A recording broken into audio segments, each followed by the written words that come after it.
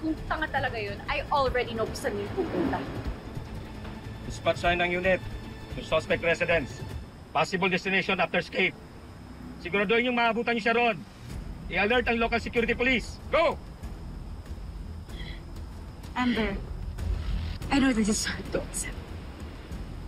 Pero kailangan niyo malaman yung katotohanan. Hindi na to tungkol sa jealousy or revenge that you're accusing me of. This is about the truth. You've been living in a lie, lahat tayo. At ako lang yung naglakas ng loob na itigil yun. She used you, Amber. She used all of you. Pati si Leah ginamit ito to hide the blood on her hands. So this is your version of concern and help? You may think you have revealed the truth, tita. Pero bakit parang feeling ko isang malaking kasinungalingan pa rin lahat nandun? I need to get out of here. Amber!